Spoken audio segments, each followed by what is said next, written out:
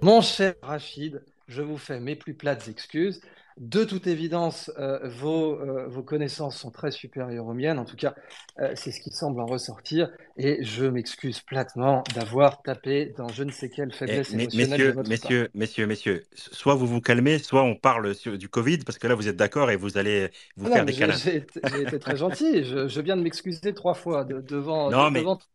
Rachid, voilà, Rachid, Rachid, il a un franc-parler, comme toi, Idriss, donc c'est normal qu'on en soit là. Donc, on reste entre gentlemen et on peut tous dire, il n'y a pas de souci. Justement, c'est ce que je viens de faire. Donc, encore une fois, je réitère mes excuses. C'est vrai que je n'ai pas forcément atteint à cette annale akashique de connaissances à laquelle Rachid Achachi peut prétendre. Alors, ce que je vous propose, c'est qu'on passe à la troisième phase, qui est les questions du public. Comme ça va détendre l'atmosphère. Vous allez chacun prendre un petit verre d'eau, vous désaltérer, parce que l'heure avance. Et je vais demander à Desti, à Shrif et à Choupo, est-ce qu'il y a une question pertinente que vous auriez relevée, les gars, s'il vous plaît? Desti, vas-y. Choupo, l'un de vous. Ouais, tu m'entends, Talek? Vas-y, Shrif, vas-y. Attends, juste, je vais prendre le micro. Vous m'entendez bien? Vas-y. Ok. Ouais, j'ai une question Idriss Berkane. On t'entend On pas très t'entend pas bien, très Shrif, s'il bien, te plaît. Shrif, s'il te plaît. Là, tu m'entends mieux? Tu m'entends mieux ou pas? Non. Non. Alors, le temps que tu fasses tes réglages, on va donner la parole à Jaf. Bonsoir, Jaf. Bonsoir, Talek, comment vas-tu? Très, très bien, et toi? Très bien, merci beaucoup. Ben moi, je suis content parce que Idriss Aberkane, il ne se souvenait plus du débat avec Rachid Achachi à Il Casablanca. va s'en souvenir de Mais je celui-là. pense que ouais, le Tariq Talk, je pense qu'il va s'en souvenir. Et ça, je m'en réjouis. Jaf, merci de nous rejoindre. Est-ce que tu aurais une question, J'ai une petite s'il te question, j'ai une plaît? question. Ouais. Et on va faire réagir nos deux invités à ta question. Alors, je t'en prie. Super. J'aimerais d'abord te remercier, Akhoya Talek, pour l'excellent space que tu as organisé. Je pense que beaucoup ici, ils écoutent régulièrement Idriss. Alors, moi, le premier, mais sur beaucoup de sujets d'ailleurs, pas juste sur la géopolitique. Et puis également Achachi, que je pense j'avais découvert sur Russia Today, si je me rappelle bien, il y a 2 ans. Donc, merci encore une fois. Et pour la question, c'est sur la ZLECAf. Alors, la ZLECAf, pour ceux qui ne connaissent pas, c'est la zone de libre-échange continentale africaine. J'aimerais savoir, est-ce que ça pourrait avoir le même impact de développement et d'intégration régionale que la CEE, qui est l'ancêtre de l'Union européenne. Et la même chose, en fait, pour une monnaie commune, est-ce qu'on pourrait faire un truc comme l'euro, en fait, en Afrique, avec l'Union africaine? Est-ce que c'est faisable et est-ce que ça peut avoir le même impact? Voilà. D'accord, c'est une très bonne question. Idriss et Rachid qui répond. Enfin, qui donne son avis. Non, non, non, la parole est à mon débatteur, bien volontiers. Ok, vas-y, Rachid. Bah, écoutez, bon, tout d'abord, merci infiniment pour la question, mais ma réponse elle va être très brève. C'est-à-dire que quand on parle de la ZLECAf ou de n'importe quelle intégration, qu'elle soit économique ou politique en Afrique, il n'est réellement pensable que quand la plupart des États africains cesseront d'être des sujets géopolitiques pour devenir cesseront d'être, pardon, des objets géopolitiques pour devenir des sujets géopolitiques avec une souveraineté pleine et entière. Et pas uniquement une souveraineté politique, mais une souveraineté économique, intellectuelle, culturelle, etc. Alors c'est en marche, on est en train de le voir à travers les différents coups d'État que l'on a vus au Mali, en Guinée, au Burkina Faso, etc. Mais dans l'immédiat, toute consolidation économique qui se fera à une échelle continentale, n'étant pas par nature souveraine, eh ben, elle jouera pour des intérêts qui ne sont pas forcément les intérêts de l'Afrique, mais les intérêts des commanditaires qui se trouvent en dehors de l'Afrique, mais qui passent par les élites africaines locales, ce qui est le cas en partie pour l'Union africaine, et ce qui est probablement le cas également pour toute tentative de mettre en place un espace de libre-échange ou une monnaie commune.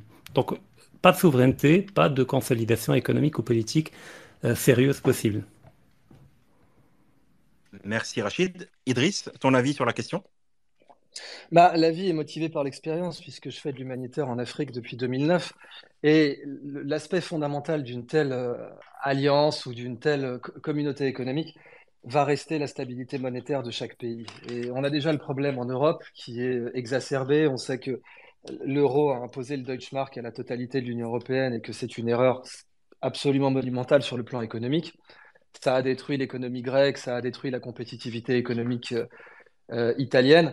Et aujourd'hui, le modèle de la CE a été désavoué par l'histoire, puisque imposer un même étalon monétaire, en tout cas le modèle plutôt de Maastricht et de l'euro, imposer un seul étalon monétaire à des économies fondamentalement différentes va causer les mêmes conséquences, à savoir des pertes de compétitivité. Si vous demandez à toute une salle de classe de porter des chaussures en taille 43, bah, ceux qui font du 39 vont être trop larges et ceux qui font du 44 fillettes vont être trop courts. Donc, c'est la situation en Afrique aussi. C'était d'ailleurs une des plus grandes critiques des systèmes francs CFA, même si ils avaient l'avantage de mettre en communauté des nations qui avaient des économies assez similaires. Il n'y avait pas de disparité économique comparable à la disparité entre l'Allemagne et l'Italie ou l'Allemagne et la Grèce, entre, disons, le Sénégal et la Côte d'Ivoire. Mais même là, pourtant, cette disparité commence à exister. C'est même la raison pour laquelle il y a deux zones francs CFA. Mais fondamentalement, ce genre de modèle n'a pas beaucoup d'avenir en Afrique. Un modèle qui aurait de l'avenir serait un modèle avec des prêteurs de dernier recours qui soient beaucoup moins exigeants que le FMI, qui ne soient pas ce que John Perkins a appelé des tueurs à gages économiques, c'est-à-dire des entités qui vont surendetter des États, les obliger à attribuer leurs appels d'offres à des entreprises extérieures et les laisser avec une dette ingérable et des infrastructures pas livrées. Alors ça, c'est aussi une des promesses que proposent les BRICS, bien entendu. Cette promesse n'est pas du tout angélique et ne doit pas être prise comme ça, comme une opération humanitaire en soi, mais avoir plusieurs prêteurs de dernier recours en Afrique, ça va avoir un bien meilleur impact que d'essayer de faire une union monétaire. Être sûr que quand un État est en cessation de paiement en Afrique, a besoin de se refinancer sur les marchés internationaux, il va pouvoir s'adresser à plusieurs interlocuteurs et faire monter les enchères. C'est quelque chose qui aura un bien plus grand impact sur la stabilité monétaire et économique africaine qu'une monnaie commune. Et d'ailleurs, c'est ce qu'on le voit quand on a le Club de Paris qui se rend à Cuba. Dernièrement, c'est pas l'Afrique, mais ça montre bien comment le rapport de force a changé avec l'émergence des BRICS. C'est que autrefois, quand Cuba était dans une situation catastrophique, juste après l'effondrement de l'URSS, bien sûr, à partir de, disons, de 92-93, quand Cuba était vraiment à deux doigts de la famine, bah, c'était certainement pas le Club de Paris ou quelque autre entité qui se serait déplacée à La Havane pour refinancer sa dette. C'est La Havane qui aurait envoyé des émissaires pour supplier le FMI de lui permettre de manger. Et maintenant, voilà, qu'on a plusieurs prêteurs de dernier recours, et c'est une autre preuve éclatante du succès des BRICS, qui est un succès purement pragmatique et en aucun cas idéologique. C'est une autre preuve de ce succès, et je pense que c'est ce que l'Afrique doit viser aujourd'hui plutôt qu'une monnaie commune. Ok, merci beaucoup Idriss. Shrif, on va refaire un test parce que tu avais une question, mais ton micro n'était pas top tout à l'heure. Refaisons un test, vas-y. Ouais, tu m'entends, Tarek? Là, c'est parfait, tu peux poser ta question et puis on va faire réagir les deux invités. Vas-y. Ok, donc c'est une question de Sirius Gray. Donc il vous demandait par rapport au troisième pays d'Afrique du Nord qui est proche de l'Algérie et du Maroc, donc la Tunisie. Il aimerait beaucoup entendre vos opinions sur la Tunisie du point de vue économique, politique et culturel. Est-ce que la Tunisie pourrait éventuellement rejoindre les BRICS? Et il aimerait avoir le point de vue sur la question migratoire et les désaccords actuels avec l'Europe. Merci beaucoup. Rachid, je te donne la parole. Concernant la Tunisie, comme tout pays ayant connu une dynamique révolutionnaire, eh ben, il y a des stades de retour, de stades réactionnaires et puis des stades d'avancée. Dans la démarche démocratique, eh ben, c'est un pays qui se cherche encore. Et donc, tant qu'il n'y a pas de stabilité politique voulue, avec un imaginaire politique, avec un système politique efficient, avec un contrôle effectif des différents leviers de souveraineté, il me paraît peu probable que la Tunisie elle-même envisage un jour, en tout cas dans les années prochaines, intégrer les BRICS. D'autant plus que la politique extérieure de la Tunisie est assez complexe à évaluer parce qu'il y a premièrement une dépendance énergétique vis-à-vis de l'Algérie, ce qui fait qu'il y a un fort ancrage et une proximité relative au niveau diplomatique avec l'Algérie, ce qui est une perte de souveraineté de fait pour la Tunisie, malgré les tentatives de trouver une alternative, en tout cas la dépendance énergétique.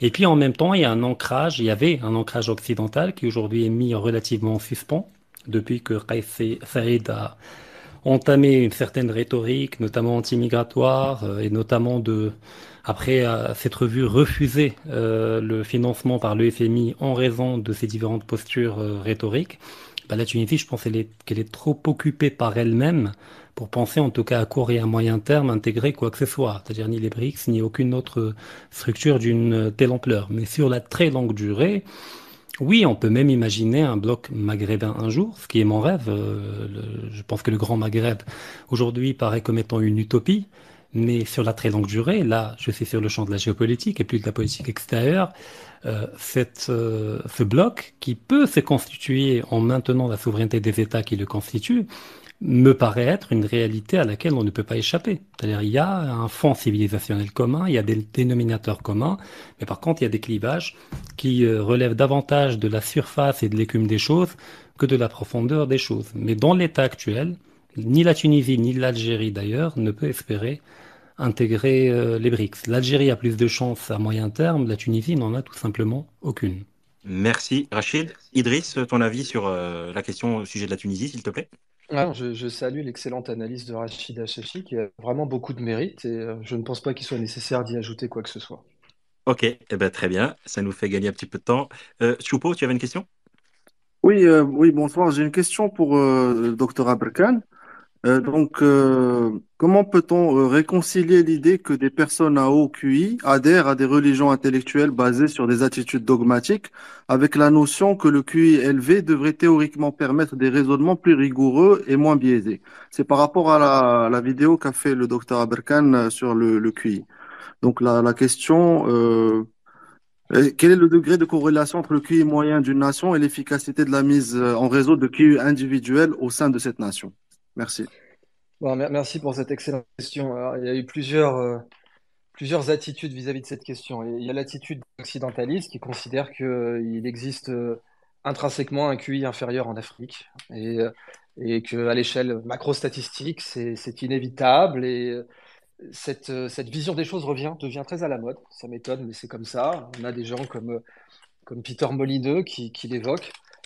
Et puis, on a donc des contradicteurs comme Nassim Nicolas Taleb qui lui, en l'occurrence, est probabiliste. Donc, il a fait des tests assez simples. Je rappelle que, par exemple, Mohamed Ali, un Cassius Clay, avait des scores de QI très faibles, et pourtant, son éloquence a démontré qu'aujourd'hui, son intelligence générale ne pouvait pas être estimée à 75 ou 70, ou en tout cas à faire partie de ce qu'on a appelé les abrutis de McNamara pendant la guerre du Vietnam, c'est-à-dire toutes les personnes qui ont été recrutées avec un QI inférieur à 90 pour la guerre du Vietnam, et qui, en l'occurrence, ont bien eu plus de morts que la moyenne, même si on peut toujours se demander s'il n'y a pas eu un effet Pygmalion ou pas, si c'est pas parce que leurs officiers supérieurs pensaient qu'ils étaient débiles qu'ils les ont envoyés à la mort. On ne peut pas être certain de ce que c'est vraiment ça, cette espèce d'étude préliminaire de leur QI dans l'état des connaissances des années 60 qui a expliqué le fait qu'ils aient eu plus de morts.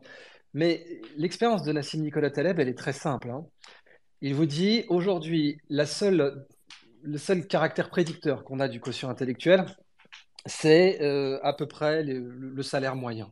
C'est le succès financier dans la vie. Donc, parmi les grands succès que le QI peut mettre à son crédit, c'est ça. C'est dire, bon, si vous avez quelqu'un qui a été mesuré avec un quotient intellectuel élevé, alors il a plus de chances d'avoir tel ou tel salaire par rapport, donc tel et tel écart type par rapport à la moyenne nationale. Et en fait, Taleb dit, vous savez, ce genre de test n'est pas plus prédictif que le test suivant que je vous propose.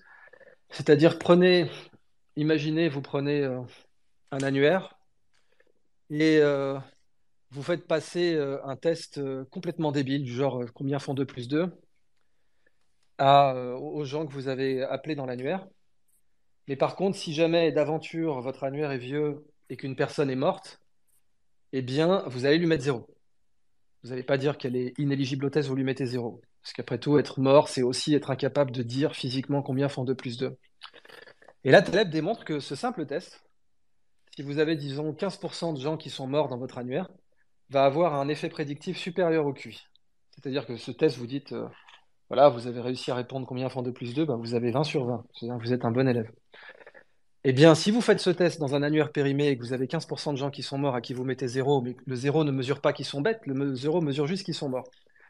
Eh bien, ce test-là, qui ne mesure rien en matière d'intelligence, qui n'a aucun caractère informatif, ce test-là va avoir une meilleure corrélation que le QI avec le salaire. Donc maintenant, sur la question des religions, bah, je peux vous renvoyer ces fameux 13 points de levier, je crois que c'est de Weber, j'ai plus de ça en tête, mais vous avez tout un tas de théories qui disent que les sociétés protestantes, d'une façon générale, ont plus de chances d'être élevé en quelque sorte, mais comme d'habitude, les auteurs de ces principes et de ces essais qui vous disent que les sociétés protestantes ont davantage de chances d'être mieux organisées, etc., sont protestants eux-mêmes. Alors, c'est toujours un peu difficile de leur donner du crédit. Ce qui est sûr, c'est que le monde musulman a été leader scientifique pendant quelques siècles. Ça, c'est un fait historique qu'on ne peut pas remettre en question. Le monde musulman a été leader scientifique pendant plusieurs siècles. Alors, est-ce que ça signifie que la religion musulmane est fatalement corrélée à l'archétype du barbu un peu trivial qui applique son interprétation exotérique du Coran et qui a une sorte de menu de choses avec du proscrit et du prescrit et qui ne peut pas aller plus loin? Ou est-ce que ça veut tout simplement dire qu'il y a d'autres paramètres sur les pays musulmans qui font que pour l'instant, ils n'ont pas l'avancée technologique que peut avoir la Chine ou le Japon ou la Corée du Sud? Bah, je penserais davantage à ça.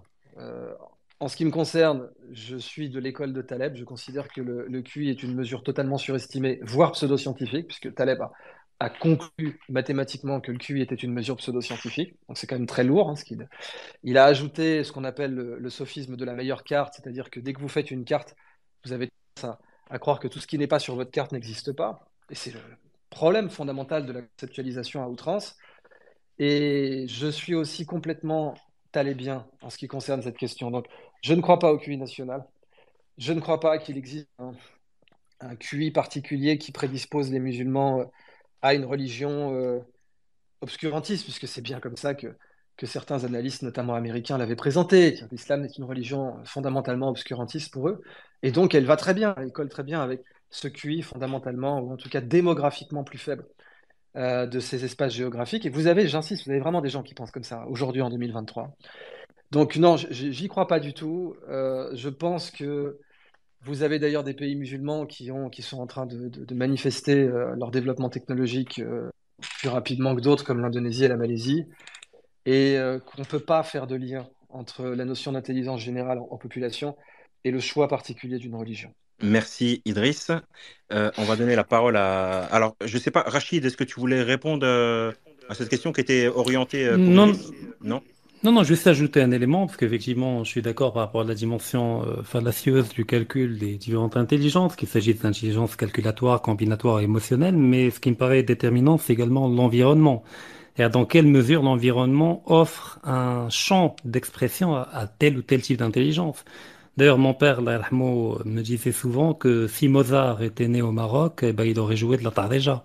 C'est-à-dire que quand l'environnement est pauvre en termes de moyens d'expression de l'intelligence, eh ben, on aura beau avoir des gens supérieurs en termes de capacité de calcul de combinatoire ou émotionnel, eh ben, ils vont s'exprimer à travers des moyens et des canaux qui sont pauvres.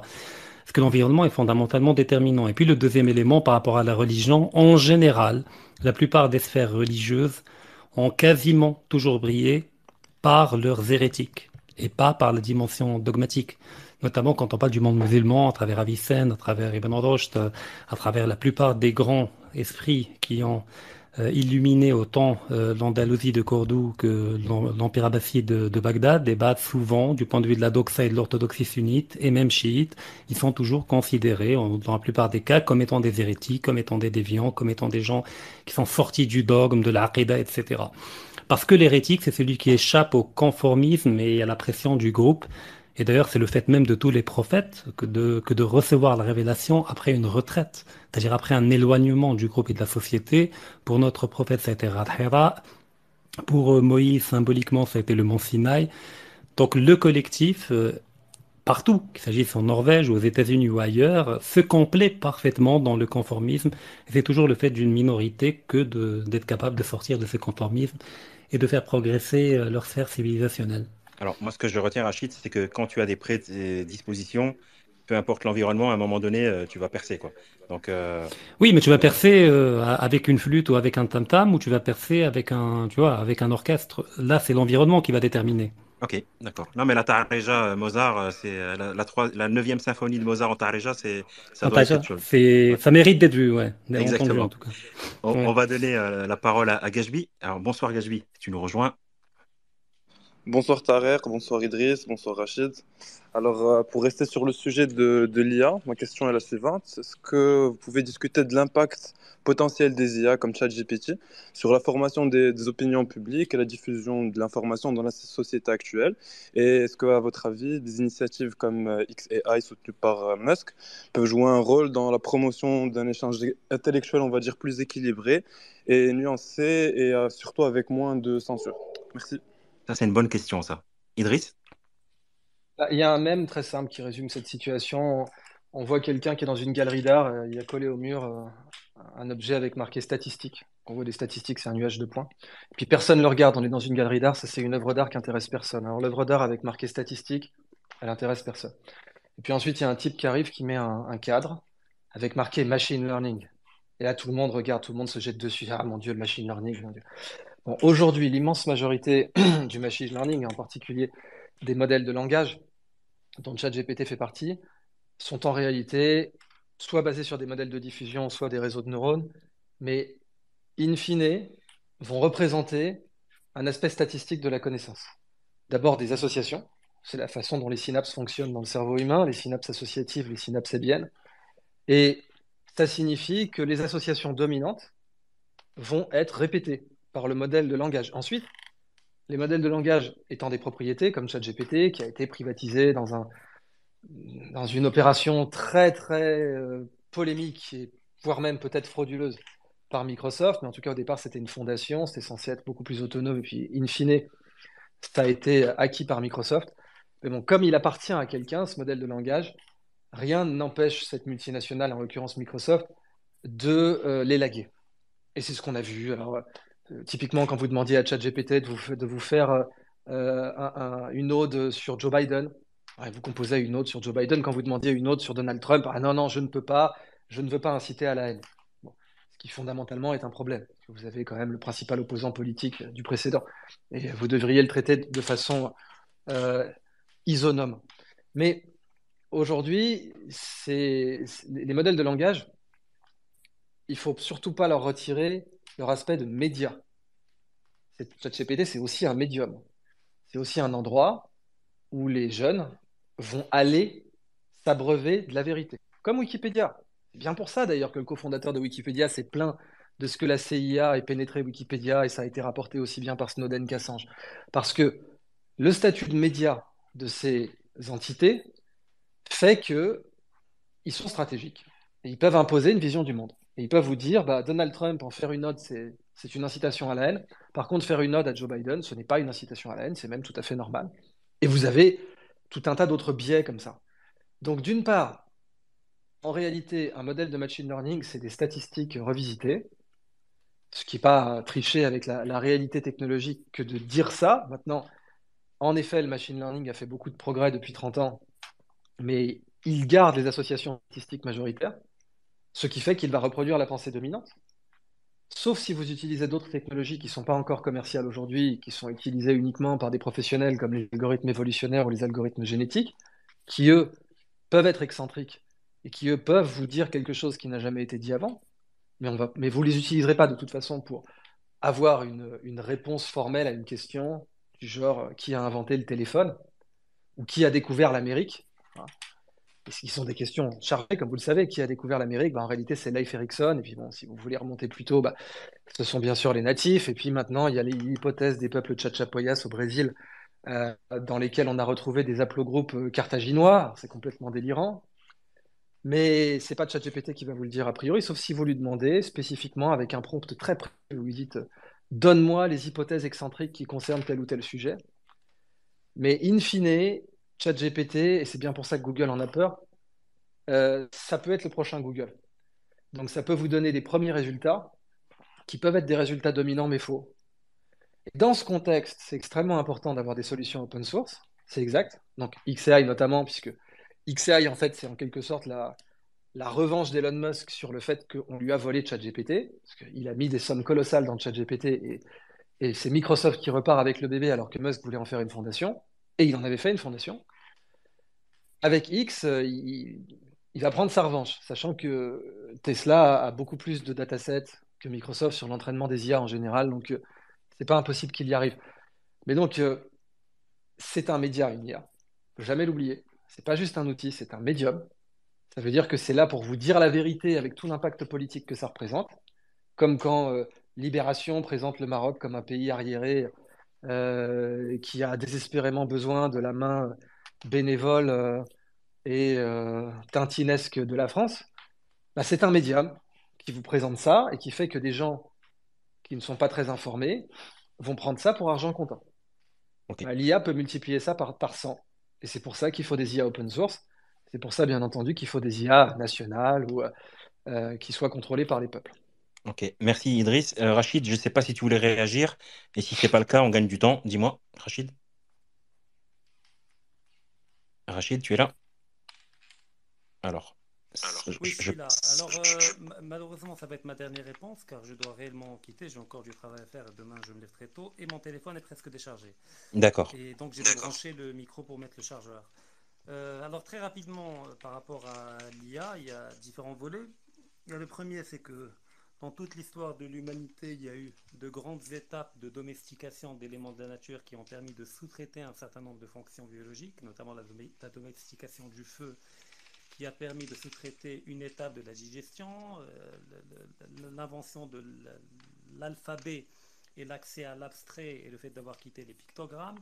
Puis il y a différentes étapes qui ont permis des sauts qualitatifs pour faire très vite. L'IA fait partie des sauts qualitatifs qui pourraient permettre à l'humanité d'accéder à un autre niveau de réflexion et d'établir un rapport au monde qui serait partiellement ou peut-être totalement à l'avenir nouveau. Mais ça implique également un certain nombre de risques qu'on n'a pas le droit d'évacuer, notamment les risques relatifs au totalitarisme et aux dérives totalitaires que le monde occidental est en train de connaître et que l'IA pourrait permettre beaucoup plus facilement d'établir que des soldats avec des bottes militaires. On l'a vu durant le Covid, notamment avec le QR code, avec la digitalisation, qui permet de fliquer, de tracer et même de tuer socialement et économiquement n'importe quel individu. On l'a vu en Chine, qui a été le premier prototype.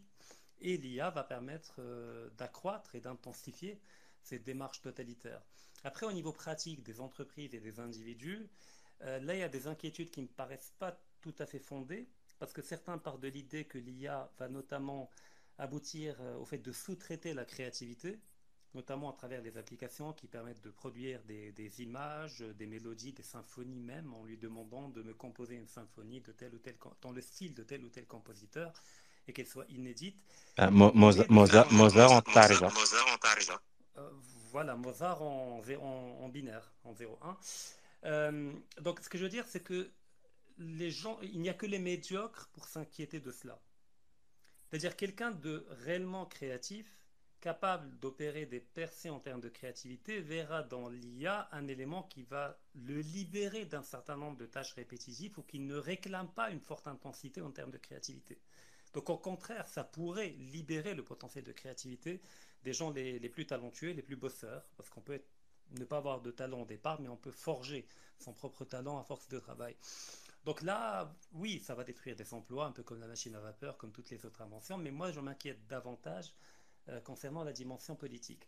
Après, concernant la dimension cognitive ou informationnelle, bah, l'IA n'est pas autonome, elle n'est pas éthérée, elle dépend de la data qui l'alimente. Alors, si la data est de gauche et wokiste et LGBTiste, bah, l'IA sera plutôt de tendance wokiste LGBTiste. Et pour l'instant, il n'y a que deux pôles qui peuvent se targuer d'avoir une data suffisamment importante et organique capable d'améliorer et de perfectionner l'IA, bah, c'est le monde occidental et la Chine. C'est-à-dire que quand on parle de IA souveraine, par exemple dans le cas du Maroc, de l'Algérie ou de n'importe quel pays africain, avec une échelle de 30 à 40 millions d'habitants, bah, la data, s'ils se fondent uniquement sur la data souveraine, on n'ira pas bien loin. Donc à un certain moment, si on parle de data à l'échelle continentale africaine, je veux bien. Mais tant qu'on est dans des échelles nationales, eh ben, on est obligé de plugger notre application souveraine sur une data qui n'est pas souveraine, qui est la data occidentale du web ou la data chinoise pour le Vietnam ou pour n'importe quel autre pays. Donc toujours corrélé lié à la question de la data qui l'alimente.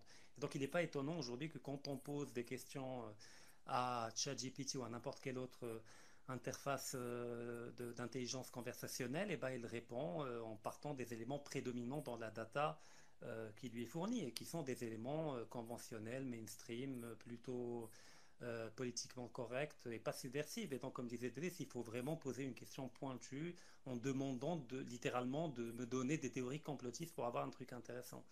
Donc la Ok. data est fondamentale et un État à lui tout seul ne peut pas se targuer d'avoir une souveraineté. Il faut raisonner en termes de bloc continental ou en tout cas de bloc régional. Donc les amis, malheureusement, je vais devoir vous quitter. Alors, Donc merci Rachid. Alors, merci. ah, Rachid, excuse-moi, hein, j'ai coupé ton micro pour te parler parce qu'il y a un écho incroyable. Je te remercie, Rachid, d'être passé. Je vais réouvrir le micro pour que tu nous répondes. Merci beaucoup pour ta participation au débat. Merci pour ta disponibilité. J'ai bien aimé, au vu des messages que je reçois, on a bien aimé aussi ton échange, même si parfois il était un petit peu musclé avec Idriss, mais dans le respect, dans la courtoisie. C'était super intéressant. Merci beaucoup, Rachid.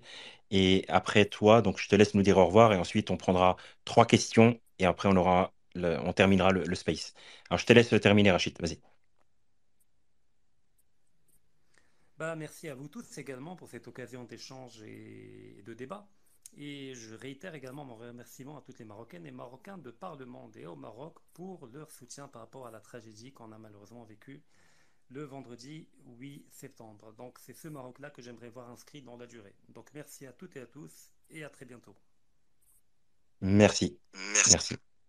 Alors, je vais donner la parole à Choupo. On va prendre trois questions, Idriss, et après ce sera le moment de clôturer. Choupo, vas-y, une question rapide, s'il te plaît, pour Idriss Oui, Aberkan.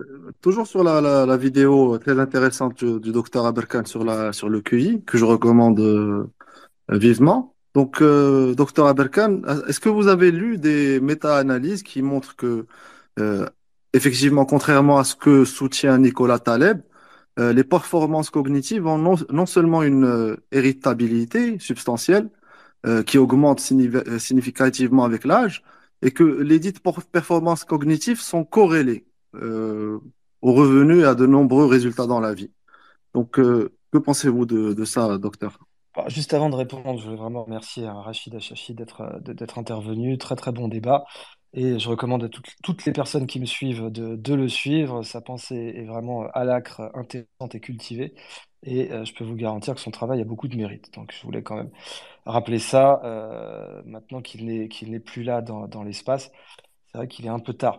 Maintenant, concernant la question de la corrélation avec le succès dans la vie, Van Taleb a démontré amplement que c'est basé sur des statistiques qui sont biaisées, hein, qui écartent tous les data points. Vous savez, on appelle ça normalement nettoyer les données. Bon, nettoyer les données, normalement, c'est enlever les artefacts, mais les personnes qui vous mettent sous des corrélations entre quotient intellectuel et performance dans la vie n'ont pas nettoyé les données en enlevant les artefacts. Ils ont enlevé les données vérifiables qui les contredisent.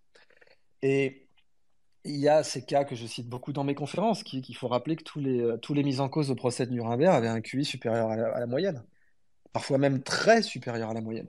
Donc les architectes de la destruction de l'Allemagne, les architectes du ravage de l'Allemagne qui ont ruiné leur pays, qui ont pris littéralement les pires décisions possibles, d'abord en entraînant leur pays dans la pire guerre possible, et ensuite en prenant les décisions qui l'ont amené à perdre, avaient tous un QI supérieur à 120.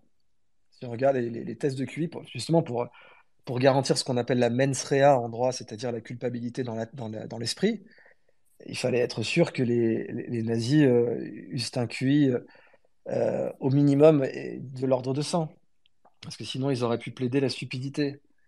Mais un Hermann Göring, il ne pouvait pas plaider la stupidité avec son QI de 125, ou même de 130, je crois. Donc, et par ailleurs, bon, dans ma conf sur l'IA, je rappelle le cas de Dexter, j'ai oublié son nom de famille, mais c'est Monsieur Dexter, enfin c'est à Charleston ou à Boston, je sais plus, qui avait l'air simple d'esprit, qui avait l'air d'être un peu un idiot, et à qui ses voisins, pour se foutre de lui, recommandaient des investissements plus débiles les uns que les autres, du genre, pour de vrai, hein, c'est pas une légende, c'est une histoire vraie, vendre des chauffe-lits aux Caraïbes. Et il est allé vendre des chauffe-lits aux Caraïbes, mais les gens les lui ont achetés parce que ça servait à réduire la mélasse. Ils se sont rendus compte que c'est un chauffe-lit, ça ressemblait à une grande poêle, on mettait des charbons dedans, et ça permettait de chauffer les couvertures. Évidemment, aux Caraïbes, on n'aura jamais besoin de chauffe-lit, mais ils lui ont acheté toute sa cargaison de chauffe-lit parce que ça permettait de réduire la mélasse, et on produit beaucoup de sucre dans les Caraïbes. Ensuite, on lui a recommandé de vendre du charbon à Newcastle, et quand sa cargaison de charbon, Newcastle, qui était littéralement la plus grosse ville productrice de charbon à l'époque, Et quand il est arrivé avec sa cargaison de charbon, pile poil, il y avait une grève à Newcastle, il a tout vendu, il a fait une fortune. Et à la fin, ce Dexter, qui était de toute évidence débile selon les normes du QI, s'est avéré avoir un revenu très supérieur à des gens dont, si on avait eu des tests de QI à l'époque, très certainement, on les aurait identifiés dans la population puisque c'est soi-disant irritable. Et puis après, il y a toute la question de la corrélation entre QI élevé et dépression nerveuse. C'est une question très problématique. Vous avez un enfant prodige en Corée dont vous n'avez jamais entendu parler et dont je me rappelle même plus du patronyme parce il a voulu rester dans l'anonymat et je crois même qu'il s'est suicidé à la fin, qui avait un QI de 180, 180 ou 185. Donc 180, 185, ça vous met plusieurs écarts types au-delà de Stephen Hawking ou d'Albert Einstein. Et vous n'en avez jamais entendu parler. C'est combien le QI d'Adriss Aberkan? J'ai jamais fait mesurer. Mon frère a un QI de 135, mais le mien, je n'ai jamais fait mesurer. De toute façon, je ne crois pas. Cette mesure a systématiquement déguisé l'eugénisme. Elle a systématiquement été utilisée tôt ou tard pour déguiser une pensée eugéniste, à savoir il faut castrer les QI faibles. Puis après, on va plus loin, il y a des peuples, il y a des populations qui ont un QI fondamentalement faible. Et dans son histoire, elle a toujours été un paravent à l'eugénisme. Donc, au-delà du fait que quelqu'un de brillantissime comme Nassim Nicolas Taleb l'a absolument démonté sur une base mathématique, euh, je récuse complètement ces prémices qui sont Ok, de l'eugénisme déguisé, quoi. ok. Alors, Rachid, comme c'est les dernières questions et comme j'ai pas envie que tu fasses des heures supplémentaires, tu en as suffisamment fait avec nous, je vais te demander de répondre rapidement. Comme ça, personne n'est dans la frustration et tout le monde peut te parler. On va donner la parole à Youssef. Youssef, bonsoir déjà pour commencer et bienvenue à toi. Bonsoir, merci à tous pour cette intervention. Je vais faire très rapidement. Je vous ai connu, Monsieur Aberkan, à l'époque où vous travailliez sur le biomimétisme. Mhm. Sujet très intéressant. Et pour expliquer rapidement ce que c'est le biomimétisme, c'est s'inspirer de la nature pour créer des innovations en ce sens actuellement. Euh, la question que j'ai à vous poser, c'est que j'ai l'impression qu'avec l'avancée technologique autour de l'IA, Internet, on a tendance à peut-être un peu oublier de s'inspirer de la nature pour des nouvelles innovations. Qu'est-ce que vous en pensez? Et deuxièmement, comment, par exemple au Maroc, pousser les startups à ce modèle d'inspiration du biomimétisme pour leur développement? Merci. Très bonne question, merci Youssef. Bah, merci beaucoup, oui. Bon, d'abord, l'IA est fondamentalement bio-inspirée, hein. Que ce soit les réseaux de neurones, qui, comme leur nom l'indique, sont basés sur les synapses hébiennes, donc un modèle de compréhension des neurones, ou les algorithmes évolutionnaires, qui sont basés sur la façon dont le vivant s'adapte à des conditions changeantes pour justement créer des innovations. Donc l'IA, fondamentalement, est bio-inspirée. D'ailleurs, c'est pour ça que certaines IA qui sont créatives et qui peuvent déposer des brevets, comme les algorithmes génétiques, retrouvent souvent des formes biologiques. Vous prenez par exemple la forme du Shinkansen, qui est très étudié en biomimétisme, donc le train à grande vitesse japonais. Son bord d'attaque ressemble au bec du martin pêcheur. Beaucoup d'experts en biomimétisme pensaient que c'était parce que on s'était directement inspiré du bec du martin pêcheur. En réalité, ça a été trouvé avec de l'IA et de la soufflerie, mais ça a retrouvé la forme du bec du martin pêcheur. Donc, même si on lance l'IA pour faire de l'innovation, inévitablement, elle va retomber sur des innovations qui viennent de la nature. C'est inévitable, sur tout un tas d'aspects. Parce que la nature est là depuis 4 milliards d'années, et donc elle a eu le temps d'optimiser, de faire des heuristiques et de faire des essais-erreurs. Idriss, tu peux nous donner un exemple concret et marquant de biomimétisme pour l'audience? Bah, la tour Eiffel. Donc, la tour Eiffel est plus légère que le cylindre d'air qui la contient. Si vous emballez la tour Eiffel dans un volume d'air cylindrique qui va de sa base jusqu'au sommet, ce cylindre d'air pèse plus lourd que la tour elle-même.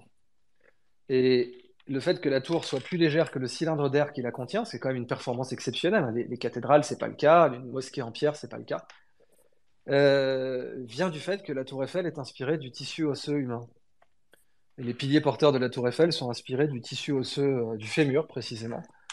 Et en s'inspirant d'une forme qu'on appelle en treillis, qu'on retrouve dans les os, l'ingénieur en chef de Gustave Eiffel, qui s'appelle Koechlin, a trouvé la solution pour faire un bâtiment ultra léger, ce qui était nécessaire puisque on n'avait pas construit sur le champ de Mars parce que c'était un sol marécageux et que c'était pas du tout assez solide pour faire une tour de 300 mètres de haut. Mais avec cette technologie de construction en fer basée sur l'os humain au microscope, qui avait été développée à Zurich d'ailleurs, par le professeur Kuhlmann à l'école polytechnique de Zurich, Eh bien, Coquelin, l'ingénieur en chef de Gustave Eiffel, a pu faire la Tour Eiffel. Donc, il y a plein d'exemples de bio-inspiration tout autour de nous. Mais celui-là est un des plus connus, quoi. D'ailleurs, le plus Ok, visité. ok. Merci beaucoup, Idriss. Et il y avait une deuxième partie de la question par rapport aux startups au Maroc. Bah, ça, après, développer un écosystème de start-up, c'est toujours quelque chose qu'on croit pouvoir décréter. Mais une Silicon Valley, ça se décrète pas, quoi. Donc, il faut. En fait, quand on regarde un peu l'histoire de la Silicon Valley, ouais, Idriss, ça, c'est une bonne question. Qu'est-ce qui fait qu'un écosystème il devient fertile ou pas sur les startups? C'est quoi la recette? quand on regarde l'histoire de la Silicon Valley, c'est resté pendant toute son histoire l'endroit où il y avait le plus de venture capital et qui tombait facilement. En France, on a la BPI. Bon, l'axe San Francisco-San José, qui est, enfin l'axe même si on va jusqu'à Auckland, Auckland-San José, l'aire de la baie de San Francisco, c'était autour de 30% du venture capital mondial, à lui tout seul, entre 25 et 30. Paris, c'est 1,1. Et en plus, ce venture capital, il est attribué par copinage. Même si on dit, voilà, on le va, il y a eu un dernier scandale sur la BPI, la Banque publique d'investissement, où oui, on dit il y a des appels d'offres, il y a ceci, il y a cela. Non. Bourdieu l'a très bien démontré avant dans son livre Les héritiers. À chaque fois qu'on parle de méritocratie en France, en réalité, même s'il y a eu un concours, comme les concours d'entrée aux grandes écoles en France, vous avez une part d'héritage, de procédure et même de confiance en soi, qui est papa était polytechnicien, donc tu le sauras aussi, c'est la fameuse blague en Union soviétique. Euh, est-ce que le fils du général peut être général? Oui. Est-ce qu'il peut être capitaine? Non, parce que le capitaine a déjà un fils. Et donc, sur le venture capital, non seulement il n'y en a pas assez, dans tous les autres endroits qui ont voulu être des Silicon Valley n'ont pas du tout, littéralement, le quart du venture capital de la Silicon Valley. Pour la France qui se prétendait Silicon Valley, qui l'a annoncé 1 milliard de fois, il n'y avait que 1,1% du venture capital mondial, contre presque 30% pour l'ère de la baie de San Francisco. Et ensuite, quand ce venture capital existe, il est attribué par des méthodes qui ne prennent pas de risque. Alors que venture capital, par définition, ça veut dire capital à risque. Et quand vous avez mis 3 couches de bureaucratie par-dessus, vous aboutissez à des investissements les plus consensuels possibles. Et ça vous donne des échecs comme Quant et Quaero, les Google français. 2 fois d'affilée d'ailleurs, le même échec.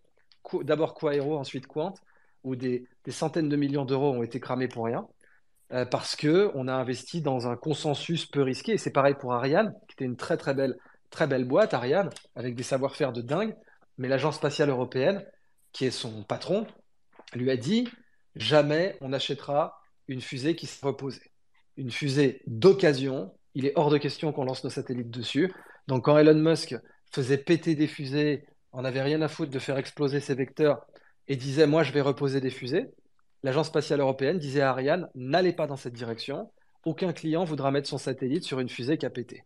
Et en plus, quand Ariane essayait de les convaincre du contraire, l'Agence spatiale européenne arrivait en disant, regardez, Elon Musk vient de faire péter le satellite de Mark Zuckerberg. Ça s'est vraiment passé. Ils se détestent depuis cette période d'ailleurs. Donc, ça les renforçait encore plus dans leur attitude d'aversion au risque. Alors que si vous prenez le cas, par exemple, du succès d'Apple, Apple, c'est quoi fondamentalement? Bah, c'est des types dans un garage, ok. Mais il y a un ancien vendeur de Shockley Semiconducteurs qui s'appelait Mike Markula, qui a débarqué avec sa Corvette devant le garage et qui a dit, je vais vous mettre 250 000 dollars, ce qui en 77 était une somme énorme. Et c'est tout. C'était pas une bureaucratie, pas une commission Trasibule, pas une BPI, pas Nathalie Kosciusko-Morizet.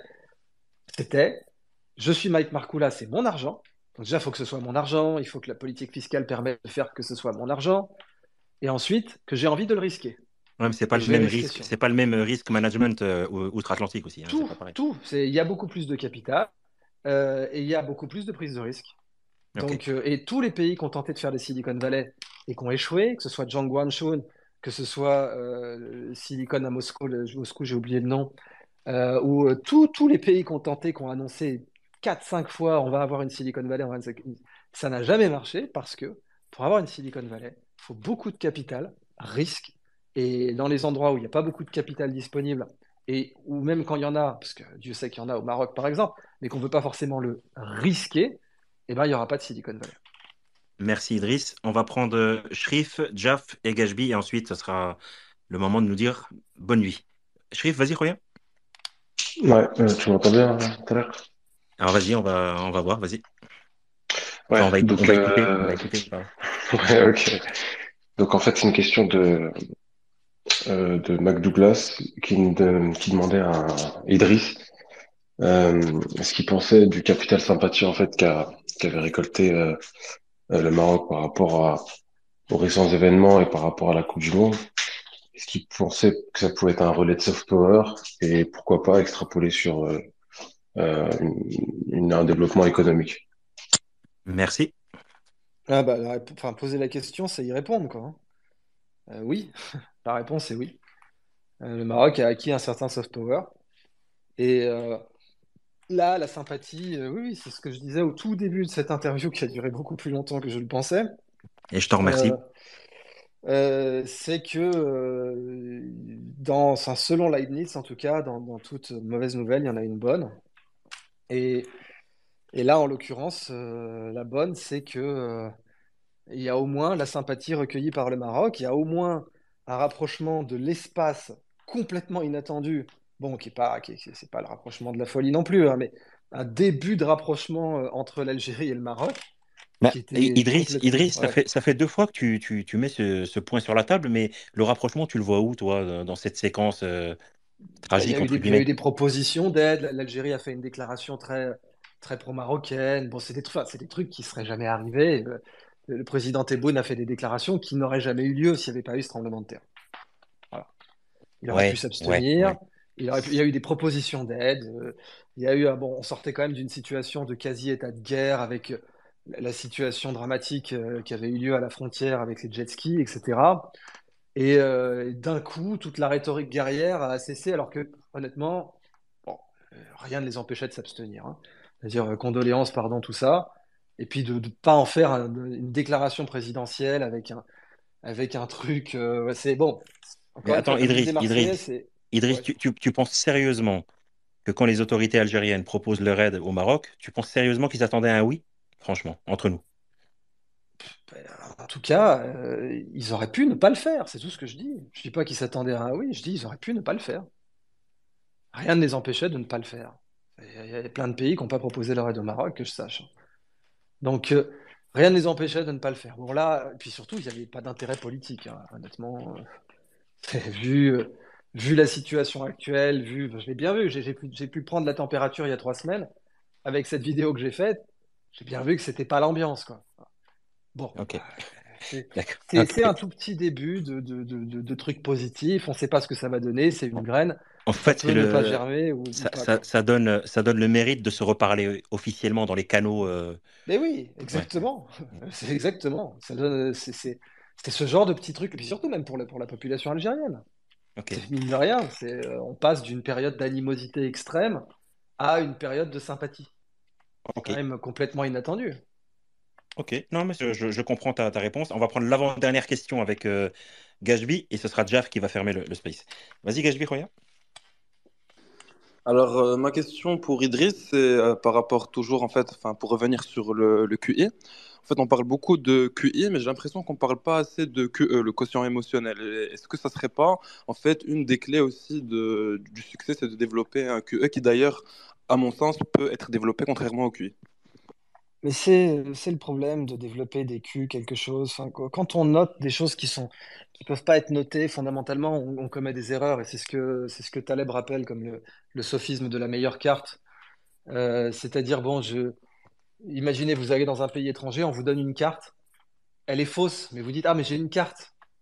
Et en fait, l'esprit humain a tendance à prendre la carte pour le territoire. Hein. C'est connu chez Bachelard, chez Alain, chez tous ces philosophes, en particulier français du XXe siècle.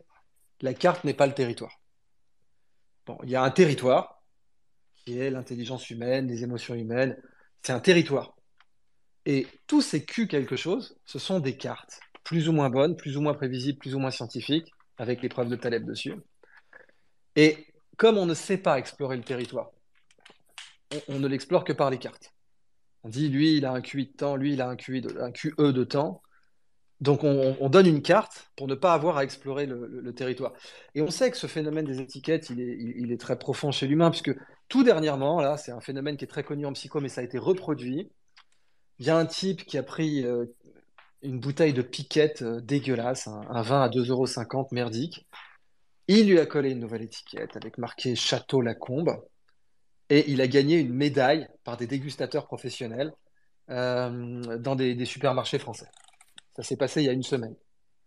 Donc ce genre de phénomène, d'ailleurs on sait aussi au passage avec l'effet Pygmalion, hein, quand à Palo Alto on a fait des classes, donc, ils ont assemblé des classes, des professeurs ont dit voilà, on vous a mis une classe TGV là, avec tous les bons élèves et ensuite on vous a mis les rebuts dans une autre classe. Et au bout d'un an, ils viennent regarder le niveau général. Ils voient que quand même le niveau général a augmenté dans les deux classes parce que les professeurs ont fait leur travail. Mais ils notent une hausse très significative du niveau de la classe TGV par rapport à la classe rebut. Et là, ils expliquent aux professeurs qu'en fait, ils ont constitué ces classes au pif. Et c'est ça l'effet Pygmalion. C'est la démonstration de ce que quand on dit à un professeur qu'un élève est bon, il a tendance à le devenir. Et si on le lui répète, alors si en plus c'est une figure en blouse blanche et un professeur de psychologie de Stanford qui lui dit que l'élève est bon, voilà, il va le devenir. Donc c'est le problème d'attribuer des étiquettes et de confondre la carte avec le territoire. Autant avec un territoire physique, on fait moins l'erreur parce que le territoire physique, c'est une réalité qu'on a sous les yeux. Donc on voit si la carte elle est fausse ou pas. Mais avec un territoire abstrait, comme les émotions, comme l'intelligence, c'est quoi c'est pas physique, c'est pas quelque chose que je peux toucher. Et ben avec un territoire abstrait comme les émotions et les intelligences, alors là, on a totalement tendance à prendre la carte pour le territoire. Et c'est totalement ce qu'on fait avec ces questions de QE, de QI, de HPI, de HPE, qui sont intéressantes pour protéger des élèves. C'est bien de pouvoir diagnostiquer, entre guillemets, un élève zèbre HPI, HPE, si ça peut permettre de réduire sa souffrance à l'école et de justifier davantage un changement de modèle éducatif autour de lui. Pourquoi pas? Mais il faut se méfier comme de la peste de ces cartes qui ne sont pas les territoires. En fait, Idriss, je fais un petit parallèle avec la médecine, mais c'est un petit peu un placebo intellectuel, en fait. L'effet Pygmalion, c'est un placebo intellectuel. Ouais. Ok, merci. Jaf, et ensuite j'aurai une question du public qui me revient, et puis après, ce sera terminé. Vas-y, Jaf, ouais. Ouais, il est quand même minuit 40, les copains, là. C'est ça, les J'y Marocains, vais, c'est ça. Tariq. La dernière Vas-y, Jaf. question. Vas-y, Jaf. Vas-y. J'aimerais changer de sujet, revenir sur la géopolitique internationale, puisqu'on a la chance avec Dr Idriss de pouvoir parler de tout et n'importe quoi. Donc il y avait un truc que M. Hachachi avait dit tout à l'heure, que l'ennemi à long terme de la Russie, c'était pas les États-Unis, mais c'était la Chine. Et moi, j'ai trouvé ça assez intéressant, surtout qu'on sait qu'il y a que surtout dans le long terme, il y aura des problèmes de concurrence au niveau de l'Asie centrale, parce qu'on sait que c'était des pays qui faisaient anciennement partie de l'Union soviétique, mais que maintenant la Chine est ultra introduite à l'intérieur, surtout économiquement, à travers d'ailleurs les routes de la soie. Et puis il y a surtout le problème du stress hydrique en Chine, au nord-est de la Chine, vers les frontières justement avec la Russie, alors que la Russie elle-même a d'énormes quantités d'eau douce dans ce territoire-là. Je pense notamment au lac Baïkal, qui je pense est soit le plus grand ou le deuxième plus grand lac au monde. Et puis, donc, M. Aberkan avait parlé tout à l'heure du siècle d'humiliation. Et dans ce siècle-là, la Chine avait aussi rétrocédé la Mandchourie extérieure à la Russie. Donc, je me demande pourquoi est-ce que la Chine, dans un futur peut-être pas si proche, ne demanderait pas à récupérer ce territoire-là. Voilà, merci. Très bonne question. Bon, une rétrocession de la Mandchourie extérieure, c'est un des rêves de Zbigniew Brzezinski. Quand il décrivait la zone autour du fleuve Amour, il disait si vous passez le fleuve Amour, vous voyez côté chinois des gratte-ciel vert acier, et puis du côté russe, vous voyez des petites dachas et tout, et ça vous prouve bien l'écart technologique. Et ça fait que tôt ou tard, les Chinois vont être les arbitres de la Sibérie. Bon, c'est ce que pensait Brzezinski. Brzezinski, c'est pas un idiot, mais c'est quand même un Polonais dont le père a été torturé par les Russes qui les haït. Il les hait. Il peut pas supporter les Russes. Donc, pour moi, quand il pense ça, il rêve.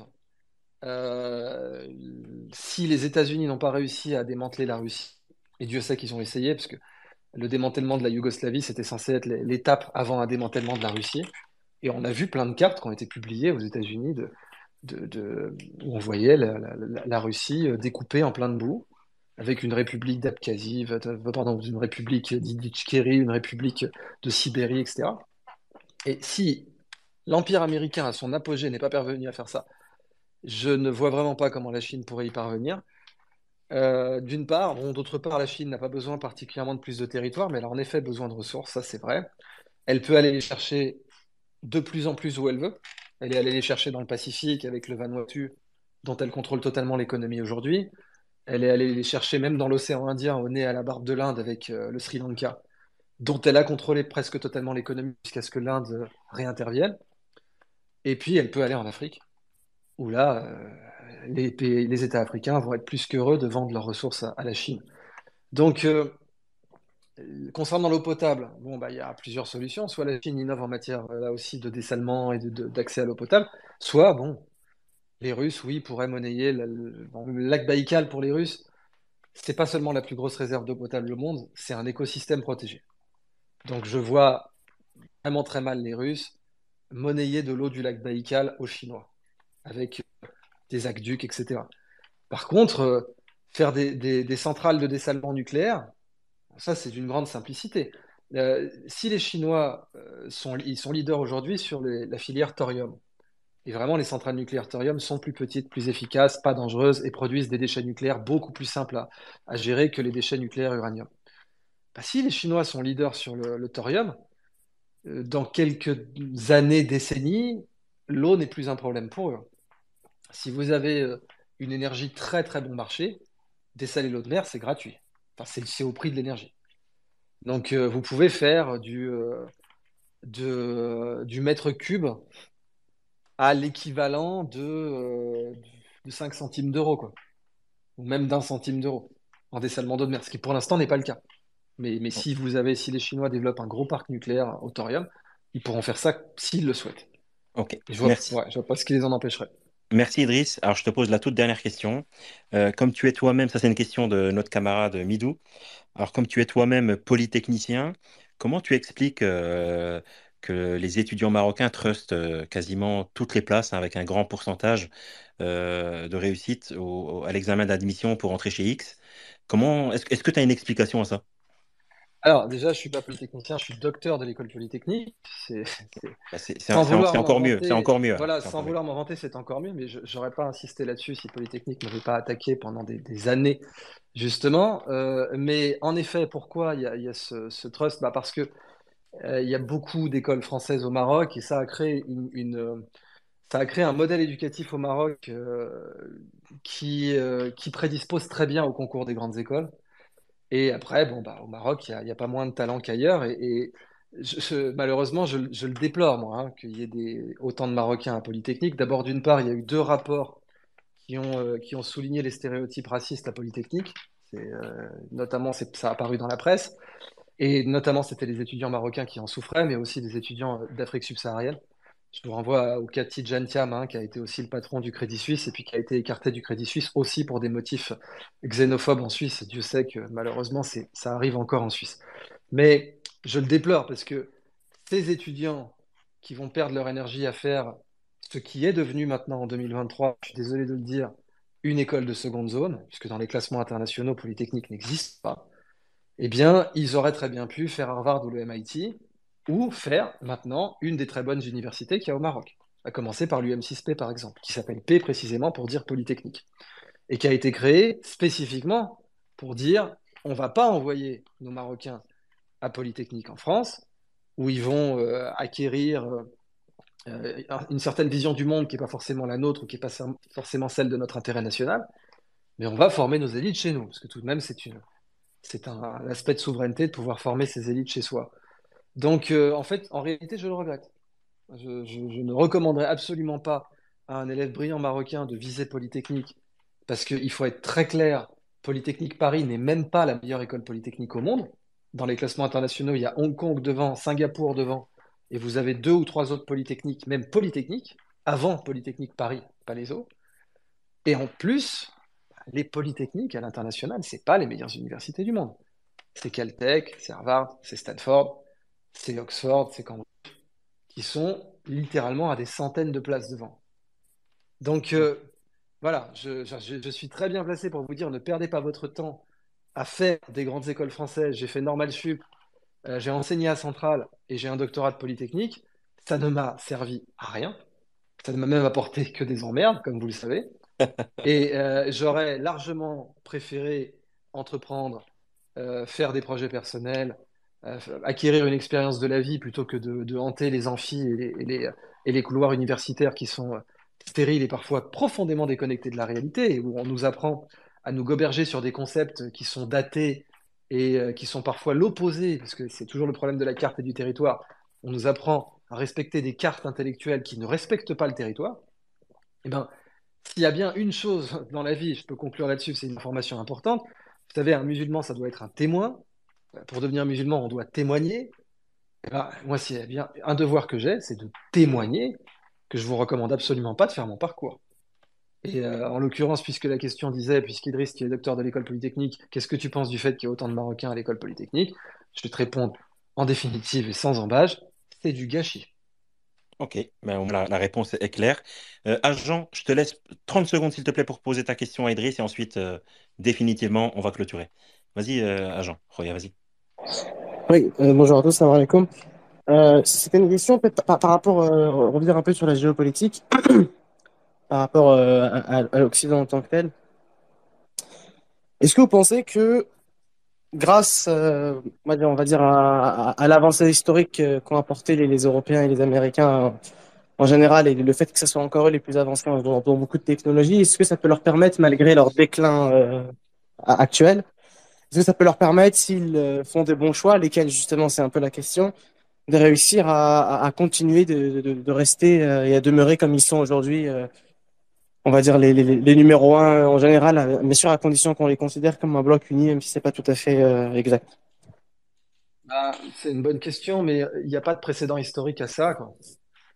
Tous les empires ont décliné, tous les empires étaient au sommet de leur game, que ce soit le Royaume-Uni en 1901, et donc juste 1901, 13 ans avant le premier suicide européen. Le Royaume-Uni en 1901 était au sommet du game et était convaincu, certains, d'avoir fait toutes les bonnes décisions et d'avoir investi dans tous les bons procédés, y compris la marine à pétrole, hein, puisque, enfin, en tout cas à diesel, c'était déjà un sujet sur lequel la marine britannique se penchait. Donc, et puis la radio aussi, ils ont investi dans la radio. Et malgré ça, le XXe siècle leur a échappé. Et le XXe siècle a été américain. Donc, je connais pas d'empire qui ait pu vraiment empêcher son déclin avec quelques contre-exemples. L'Empire romain est vraiment exceptionnel dans l'histoire parce qu'il a pu avertir son déclin 2 fois. Et une fois avec Constantin, une autre fois avec Aurélien, et puis on peut même dire une troisième fois quand il y a l'Empire byzantin qui va faire perdurer l'Empire romain à travers le Moyen Âge jusqu'à la Renaissance. Mais à chaque fois d'ailleurs, c'était sur les mêmes problèmes qu'on a aujourd'hui, c'est-à-dire l'inflation. Euh, comment l'Empire romain arrive à avertir son effondrement sous Aurélien ou sous Constantin en reprenant la monnaie en main. Bon, bah, les États-Unis ont aucune envie de reprendre leur monnaie en main. On a les taux qui remontent un peu à la Fed, mais dire on a merdé, on est surendetté, on part sur 30 000 milliards de dettes, on a imprimé des dollars comme des malades pour des guerres complètement inutiles, comme celle d'Afghanistan ou celle d'Irak. Celle d'Afghanistan, elle a quand même coûté 2 000 milliards de dollars. Donc, 2 000 milliards de dollars, vous pouvez refaire tout le système de train américain.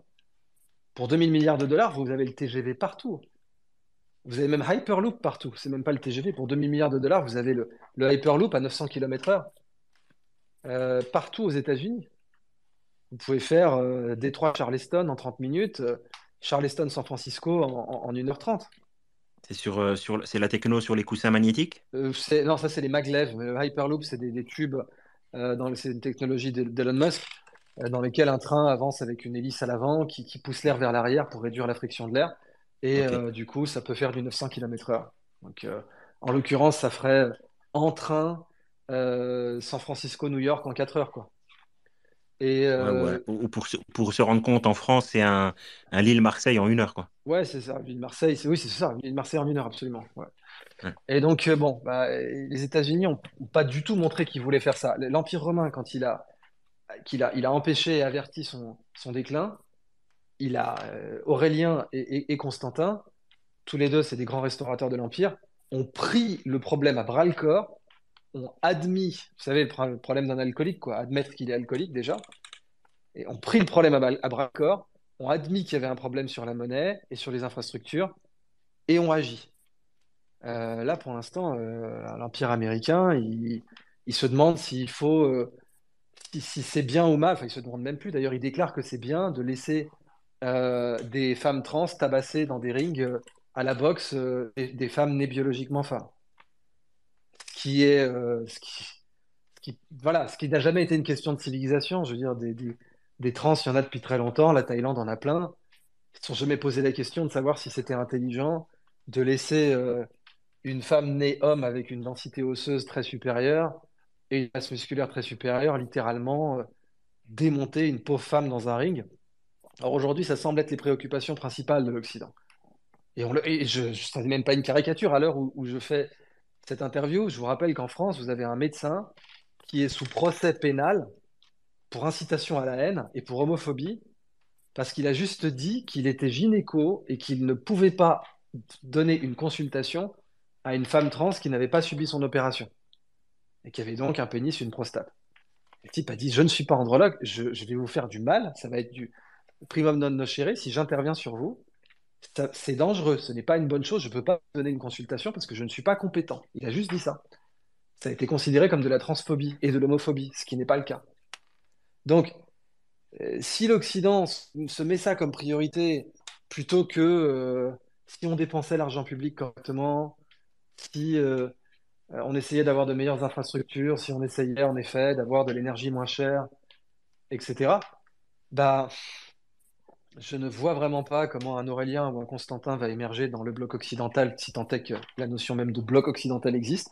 Je ne vois pas comment un Aurélien ou un Constantin va émerger. Bah, Idriss, merci beaucoup. Merci beaucoup, c'est une bonne conclusion. Je te remercie pour ta disponibilité parce que initialement le space était prévu pour à peu près 2 heures. Ouais. Donc désormais tu sauras que 2 heures au Maroc, c'est 2 heures hors taxe, c'est à peu près 4 heures en fait. Je vais jamais reprendre cette phrase, mais en effet, disons que pour cette fois-ci, ça a été le cas. Eh ben, écoute, je te remercie parce que ton temps est compté. Je sais que tu es hyper sollicité, que tu as accepté mon invitation et ça nous fait plaisir d'échanger avec toi. Il y a beaucoup de personnes ici dans ce space qui ont l'habitude d'écouter tes vidéos sur YouTube ou bien t'écouter dans différents supports. Et c'est ça aussi une des belles choses du space, c'est que on peut parler à peu près avec n'importe qui d'égal à égal. Tu vois, c'est ça qui est passionnant dans cette aventure des réseaux sociaux, des spaces. Ça, c'est super intéressant. Une fois qu'on a dit ça, Idriss, pour les gens qui souhaitent en savoir un petit peu plus sur toi ou continuer à te suivre, c'est quoi ton actualité à moyen, long terme, ou même à court terme, même aussi? Où est-ce qu'on peut... Là, ah oui, donc c'est mon site internet idrissaverkan.org et mon Twitter et puis ma chaîne YouTube. D'accord. J'avais vu une communication parlant de pas mal de conférences, Canada, Maroc, Oui, alors on a France. décalé les conférences justement parce qu'il y avait beaucoup d'audiences marocaines. Donc c'était organisé par Legendary Production à Bruxelles qui sont, comment on dit, maroco-belges ou belgo-marocains. Ouais. Euh, et donc ils m'ont demandé de décaler. Je vais en donner une à Montréal avec Didier Raoult. Mais voilà, sinon celles-là sont décalées à un mois plus tard. D'accord. On pourra trouver, je pense, toutes les dates sur ton site internet, n'est-ce pas? Oui, entre autres. Ouais. D'accord. Alors, même si l'expérience était un petit peu plus longue que prévu, comment est-ce que tu as apprécié ce space avec nous ce soir? Oh, mais très bien. Très bien. Ok. D'accord. Bah écoute, c'était réciproque. Je remercie aussi, bon, il est plus là, mais je remercie Rachid Achachi pour t'avoir tenu la dragée haute pendant ce débat qui était un petit peu musclé, mais bon, c'est l'intérêt aussi du débat.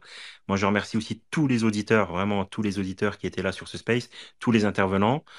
Je rappelle à toutes les personnes qui souhaitent, parce qu'il faut revenir aussi à la réalité, toutes les personnes qui souhaitent soutenir via un don les victimes au Maroc, il y a un lien épinglé avec la possibilité que vous soyez en France ou à l'étranger, c'est-à-dire que vous soyez marocain ou pas. Si vous souhaitez faire preuve de générosité, vous avez la possibilité d'investir, pardon, de faire un don sur le fonds 126, qui est une initiative d'État, une initiative royale où vous allez avoir la possibilité justement de sécuriser votre don parce qu'il va être géré complètement par les autorités marocaines en fonction des besoins qu'on aura sur place. Merci beaucoup Idriss aussi pour tes mots que tu as eus pour le Maroc et les Marocains par rapport à cette tragédie. Merci pour ta disponibilité et je vous souhaite à tous une excellente soirée. Et Idriss, je te laisse le mot de la fin et dès que tu termines, je coupe le space. Non, merci à vous. Excellente soirée et encore une fois, toutes nos pensées pour le Maroc. Merci beaucoup. Bonne soirée. Au revoir.